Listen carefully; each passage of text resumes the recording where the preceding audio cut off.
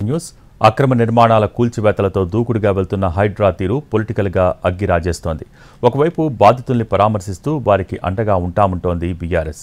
మరోవైపు కూల్చివేతల పేరుతో హైడ్రామా నడుస్తోందని విమర్శలు చేస్తోంది బీజేపీ. ఇక సొంత పార్టీ ఎమ్మెల్యేలు సైతం తమ నియోజకవర్గంలో కూల్చివేతలు ఉంటే ముందుగా తమకు సమాచారం ఇవ్వాలని అల్టిమేటం జారీ చేస్తున్నారు. ఈ పరిణామాలతో హైడ్రా రూటు మారుస్తున్నట్టు కనిపిస్తోంది. వీకెండ్ కూల్చివేతలకు బదులు సాధారణ రోజుల్లోనే కూల్చివేతలు చేసే యోచనలో హైడ్రా ఉన్నట్టు సమాచారం. అలాగే లీగల్ టీం సలహాలు తీసుకున్న తర్వాతే కూల్చివేతల ప్రక్రియ కొనసాగనున్నట్టు తెలియవచ్చింది. ఇక జీహెచ్ఎంసీ, హెచ్ఎండిఏ అనుమతులు ఉంటే కూల్చివేయరని, అనుమతులు లేని నిర్మాణాలపై మాత్రమే హైడ్రా ఫోకస్ పెట్టనుంది. ప్రజల్లో వ్యతిరేకత రావడంతో హైడ్రా ఆచితూచి అడుగులు వేస్తోంది.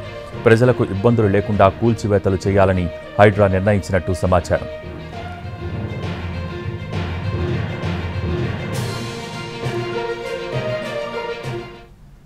అమీన్పూర్, కుకట్పల్లి కూల్చివేతలతో హైడ్రా పేరు మారుమోగింది. మూసీ పరివాహకంలో ఉన్న ఆక్రమణల్ని కూడా తొలగించే పనిని హైడ్రాకు అప్పగించింది ప్రభుత్వం. దీనికి సంబంధించి మార్కింగ్ కంప్లీట్ చేసింది హైడ్రా. ఇలాంటి పరిస్థితుల్లో హైడ్రా కమిషనర్ రంగనాథ్పై ఎన్హెచ్ఆర్సీలో ఓ కేసు నమోదైంది. ఓ మహిళ ఆత్మహత్య చేసుకోవడంతో Hyderabad disaster response asset protection agency HYDRAA commissioner A రంగనాథ్పై జాతీయ మానవ హక్కుల కమిషన్ కేసు ఫైల్ చేసింది.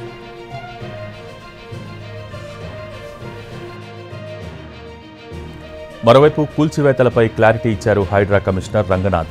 ఇటీవల సంగారెడ్డి జిల్లా మల్కాపూర్ చెరువులో కూల్చివేతలు జరిగాయి. మల్కాపూర్ కూల్చివేతలపై హైడ్రా కమిషనర్ రంగనాథ్ స్పందించారు. ఆ కూల్చివేతలకు హైడ్రాకు ఎలాంటి సంబంధం లేదన్నారు రంగనాథ్. కూల్చివేతలన్నింటినీ హైడ్రాతో ముడిపెట్టవద్దని విజ్ఞప్తి చేశారు.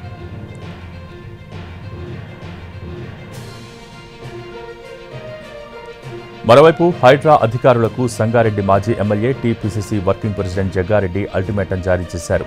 హైడ్రా పేరుతో సంగారెడ్డి నియోజకవర్గ ప్రజల్లో అనవసర భయాందోళనలు సృష్టించవద్దని అన్నారు. సంగారెడ్డి నియోజకవర్గంలో కూల్చివేతల పేరిట అధికారులు అత్యుత్సాహం ప్రదర్శించవద్దన్న జగ్గారెడ్డి, నియోజకవర్గం పరిధిలో కూల్చివేతలు ఏమైనా ఉంటే తన దృష్టికి తీసుకురావాలని అన్నారు. ఇదే విషయంపై సీఎం రేవంత్ రెడ్డితో మాట్లాడతానని అన్నారు.